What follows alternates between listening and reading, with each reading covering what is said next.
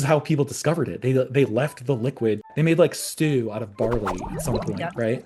If you imagine leaving that out somewhere and then like coming back to it in a couple days and being like, oh my God, it's like foaming out of the thing. Like, let's try it. And then all of a sudden you're like feeling a little What? drunk and Like like a not little my first tipsy. instinct, but sure. Yeah.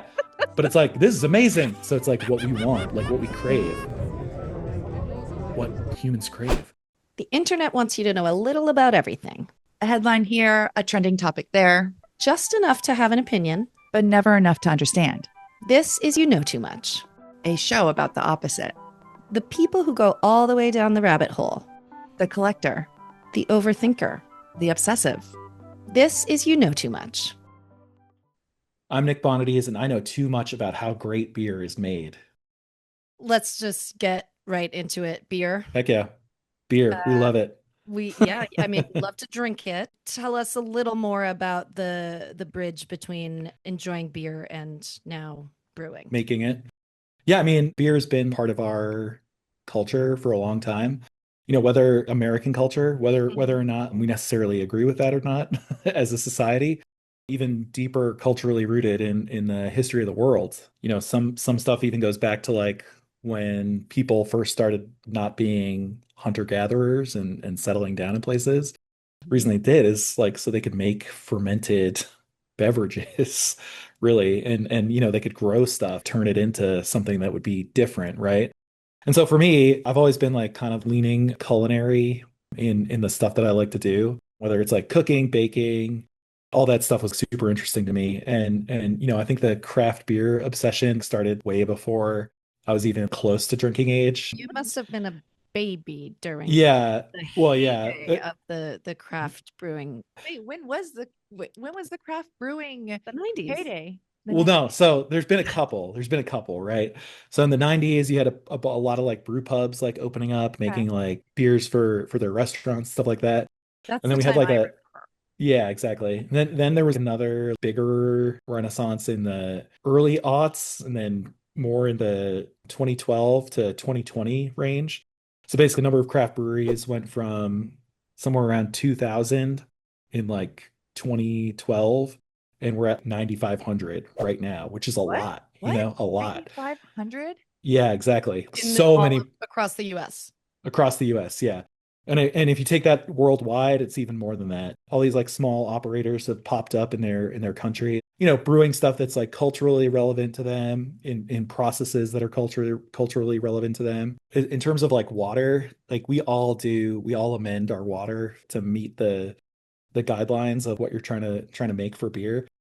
How do you do that? Well, you add the minerals.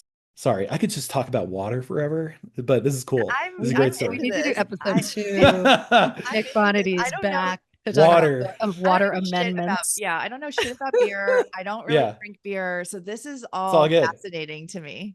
If you mess up your water chemistry and you have the most amazing beer recipe in the world, doesn't matter because the water chemistry is still going to screw you potentially. Yeah, water. I don't Oh, I love that. know. Okay, so you start there, you get the Yep. water amended to Yep. the correct zone. And Yep. then next is what? Yeah, so it even goes back from there. When you talk about the water in New York, the New York bagels, like in my mind, what that says is like the terroir that you're getting the ingredients from, right? And terroir is the environment of the place that it's grown, and then the soil that it's also grown in. So Pacific Northwest is a great example of a place that can grow incredible hops because of the terroir. So when I think about that stuff, it's okay, what do we have? Because I'm always trying to brew with as many local ingredients as possible. You know, Course. that comes from COVID, number one, because it was Sure. impossible to get raw ingredients from the mid Yep. yeah, from even from the Midwest, you Yeah. know, because trucks aren't driving. Yeah. So like where the fuck do you get your sorry, can I swear? Can I curse? Yes. Okay. I'm so sorry. Onion. When all that stuff happened, you know, I was working at a different brewery and it was really hard. Everything just disappeared. And so, you know, opening our brewery and like thinking about the things that I value, not only as a brewer, but as a human being and someone who lives in New England and loves New England, it was really important for me to find farmers who I could walk up to their house. Thanks, Mark, for growing the barley this year, or whatever it is, you know.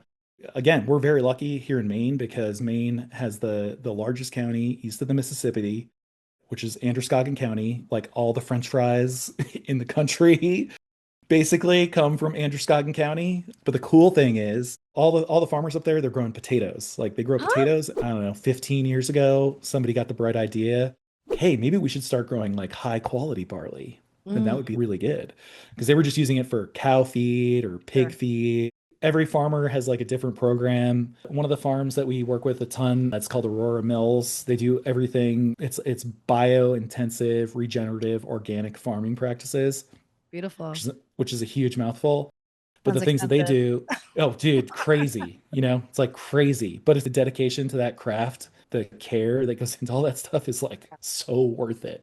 Yeah. And that's the funny thing that here we are. We're talking about, by the way, we've just been talking about farmers and water We haven't this even whole gotten to time. the beer Haven't part. even gotten to beer. I'm like, But like this is all the foundational stuff that's so it's important just to yes, you're to really just making. teaching us, leading us Yeah, into exactly. yeah.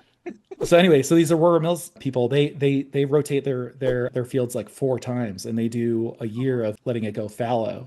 And Hmm. what they'll do then is they'll plant a whole field of peas, and the peas just grow up. And if you've ever grown peas before, they kind of grow in like a vine, and then they'll all wrap around each other. I'm Oh, not joking, like 5.5 feet thick of pea material that they then just run the tractor over, and they just basically till it back into the Ah, earth. So I love that whole crew of mate. And so like that's the kind of thing where it makes me feel a lot better about the stuff we do and the fact that it's like just for adults. But yeah. develop their brain.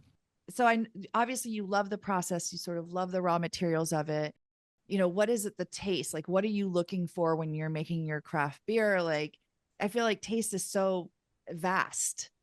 People ask me that question like with some frequency, and the answer changes a little bit every so often. But again, going back to what I said originally, the core for me is it's like a culinary exercise. And so when we're thinking about developing a beer, we always start from the end result. I'll use a real world example. So when we were starting the business, we bought 60 individual cans of different IPAs that we knew and we Mm. liked, sampled every single one, and then came up with the tasting notes or like the end result of what we wanted to make based off of what we were tasting from all those different IPAs.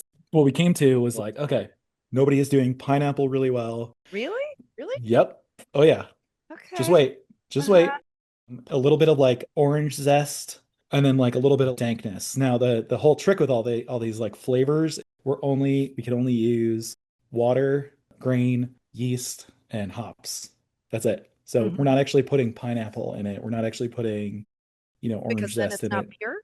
Well, no, it's not that it's not pure, but we're trying to like do all that stuff without adding in any fruit. Through our experience being brewers and through like tasting a lot of different stuff, how do we get to that point? Using those notes, we got to the first IPA we ever made, and like the IPA we make the most of is called Scrugsy. It's named after my mother-in-law's old dog that she had when she was in her 20s. And through the usage of different types of not only base grains, so like barley, but using things like oats and wheat. And so Scrugsy's a great example because the whole thing was pineapple. And so when somebody drinks that, I'm like, what do you taste? And they almost always somebody's like, oh, it's pineapple or cocktail juice or whatever, Ah. or that kind of thing. I'm like, okay, nailed it. So yeah, and that's like translated really well for us. And when I talk about like doing other beers, because the question was like a little bit broader, it's like, what do you think about when you're like coming up with recipes? Like that's how it starts. It's like, what's the meaning behind making this or drinking this, Mm. right? And a lot of that stuff plays into the end flavor, but it's not just the flavor, it's the texture of the liquid. It's the place that you drink it, it's the format that you drink it in. All of those things combined into one to make like something actually meaningful. It's not just slamming Bud Lights on a weekend with your buds. There's Right. definitely a place for that, but there's also a place for something that's like super nuanced that fits in really well with like an Italian restaurant menu that you just like nails it right in that spot. And so that's like what we attempt to do with like all of our recipe development. I'm like super proud of us at this point. Like we have made not every style of beer because there's an infinite number of styles of beer. But if you look at categories of beer, we've made every single category of beer out there. Is a lambic? Is that a beer? Or Lambic is is a that beer, yeah. So lambic is one of the hardest, in my opinion, hardest styles to actually make. Because if you're making true lambic, it has to be brewed over the course of a number of years and then blended and refruited and yeah. re-fermented. and then you get lambic out of it. And of course, I was It's like, so good. Eva picks like the most Fancy difficult beans. beer there is. Yeah. Yeah. And if there's ever like an American brewery that says they're making like authentic lambic, they're probably Lies. lying. Lies. Yeah. What? There's a Why can't couple. you do it in America? Well, I mean, it's just we're Americans, so we're Too crazy impatient. people. So we're just like trying to like blast it out as quick as Gotta possible, go. Gotta go. But Capitalism. there are definitely a few places who take the time and like do it right. My former employers being one of them. Trillium Brewing Company, we did it absolutely. Yep. We would never call it lambic because it's not Belgium. Authentic. Yep. Even up here in Maine, Allagash, right down the street from my house, Yep. they have a whole lambic program and they do it right. And lambic is also complicated because it's one of the few styles of beer that we still brew into what's called a cool ship. Have you ever heard of a cool ship before? Oh, no. So so a cool ship is like a really shallow tub that's super big. And what they do is they make the wort. Wort is unfermented beer, and they run it off like still practically boiling from the kettle Uh-huh. into these like really shallow but really really big stainless steel pools, Okay. and then they just Cool let off nature. quickly, or why is Well, it so no, sour? they let nature cool it off. So it might Okay. take 2 days for all that liquid to like cool off. And then what you do is you pump it out of there into a fermenter, and then all the air, all the natural yeast that's in the air has fallen into the liquid and inoculated it, is now like fermenting and making alcohol The in cool in ship. that To in the figure this cool out. ship. I'm sorry. Who had time to figure But this that's out? How did they that's how you figure Right? make it out? that, like all Yeah. that stuff is like it's like magical, right? This is how people discovered it. They left the liquid just they made Wow. like they made like stew out of barley at some point, Yep. right? Because Delish. it's like Love a barley stew. well, it's really sweet, when you Yeah. when you drink that stuff, it's like sweet. So it's like what we want, like what we Mhm. crave, what humans crave. What And we if you imagine leaving that out somewhere and then like coming back to it in a couple days and being like, oh my God, it's like foaming out of the thing. Like, let's try it. And then all of a sudden you're like feeling a little would? drunk and Like like a not little my first tipsy. instinct, but sure. Yeah. But it's like, this is amazing. So that's like, that's some of the original, like that's like the original process for making beer was just like letting it just like cool in the air and naturally ferment like that. Before we had all this like science ability to like trace all this stuff, Yeah. people were like, oh, if I do this, this will be the result. And Yep. it's not understanding the whole thing in the middle. So Sure. we make a beer, we call it folk magic. The reason Mm. we do that is because the beer has a lot of locally produced honey in it from the guys who grow all of our barley. It's clover honey, so it's just like clover grass. But you get these like really interesting botanicals from that specific type of honey produced in those fields. But anyway, the reason we call it folk magic is because like again, like thinking back, how did people know where all this stuff comes from? It's just like it's fucking magic. Honey is just like bee barf, but like Right. I can like find a bunch of bees, harvest this like magical stuff off of it, have this, beautiful, delicious Thoughtful. treat. Yeah. Yeah, exactly. Yeah. So one example I'll use of something we did recently. We work with this brewery up in Quebec called Masorum. They're awesome guys. They're crazy people. They've been in business as long as we have. They're just great guys. I've met them probably 4 years ago at a Kindred beer fest. brewers. Love it. Exactly. No, but I met them probably 4 years ago at a beer festival in DC. It's kind of funny. You go to like all these festivals, you start seeing all the same faces and making friends with everybody, and then you become like travel buddies kind of thing. I don't make friends with everybody, but Well, yeah, me either, but the people I like. There you go. Anyway, so I asked them to make a beer with us this winter, and because I wanted to do like an event. Winter's tough up here, so you gotta like do all the hypey stuff to try to Mhm. keep people interested.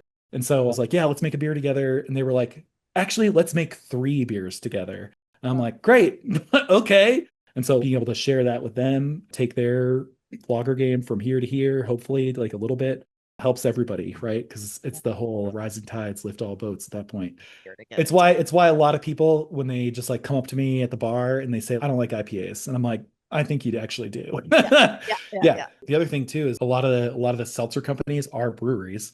Right. We made seltzer for a little while. I took it off the schedule because it's really fucking annoying and shitty to make for brewers. Sure. But And so it's so I was like, we're not doing this. We're not doing it. sure. Like my whole thing is I love being like a hospitality person, Yeah. and making beer is just my gateway into that stuff. It's about I talk to people all the time and they're like, what is the thing that motivates you? And it's like, I love to make something that like makes people want to hang out and like talk, and just do this, like Together. be present, be together, right? There's so much of that gets lost in like our lives today, myself included. Like I'm addicted to my fucking phone. Here it is, right? And if we can do something to like take away like a little bit of the pressure of whatever the outside world is and just allow people to socialize a little bit more, I'm all for that. So at Bellflower Brewing Company up in Portland, Maine, we brew like a ton of different stuff. I mean, the brewery's named after my family's farm, which has been in New Hampshire for like 200 years. We participated in the National Walkout Day in January, like giving the staff a day off to do whatever they want. Mhm. And I got death threats to me personally, truly. How dare you close your business that you Yeah, own on exactly. a Friday? My whole thing is like, no, actually, beer is politics because it's like the thing that brings us together to like talk about like what's going on in our lives. Yeah, but we just finalized the deal on a new production space for us, so we're about to like go like through the roof on our production capacity. And so Amazing.